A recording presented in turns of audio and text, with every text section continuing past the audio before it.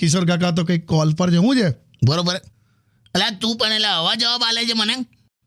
તારી હમણાં કહું તે તો પછી હેલો હેલો મેલી દીધો જો છે ને. શું થયું પણ કોનો ફોન છે? અરે આ ભાઈબંધને મેં થોડા પૈસા પેલા ઉછીને આપ્યા હતા ઉધાર. હા મને એમ કે માર્ચ પહેલા કેવું એ આપી દે ને તો બધું સેટલ થઈ જાય મારું. હા તો કેવી વાર્તા આલી મને. શું કે? મેં કીધું પૈસાનું કેવું? તો મને કે યાર કે હવે તો આચાર સંહિતા લાગુ થઈ ગઈ. હે તેને ને હું લેવા દેવા વાર્તા વાલે જ.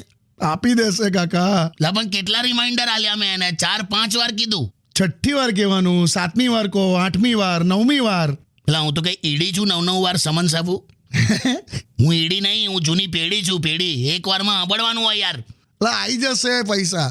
ના અમે તને કહું અઠવાડિયાથી મારા સપનામાં મને પાન દેખાય છે. પાન પાન ખાવાવાળું પાન? હા. તેનો એટલે હું એનો મતલબ શું? એનો એ મતલબ કે કોક તમને હવે ચૂનો લગાડવાનું છે. જાઓ ને યાર. વેલકમ બેક કાકા. હા ઇલેક્શનનો માહોલ બની ગયો છે.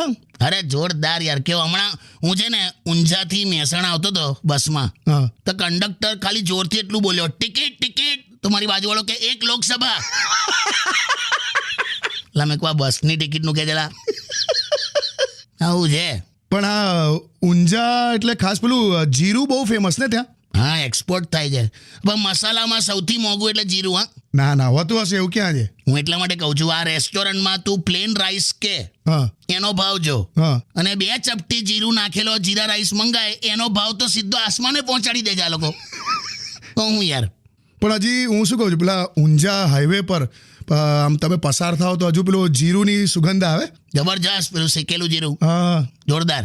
પણ આ ઊંઝા બસ સ્ટેન્ડ પર મને બહુ મજા આવી ગઈ. હું એટલો બધો હસી પડ્યો. કેમ શું થયું? મેં 2 બસના પાટિયા જોયા. હા વિસનગરથી કમાણા અને સિદ્ધપુરથી મુંડાણા. વિસનગરથી કમાણા અને સિદ્ધપુરથી મુંડાણા. સમજાય તો મજા આવે. હા બિલકુલ સમજાયું.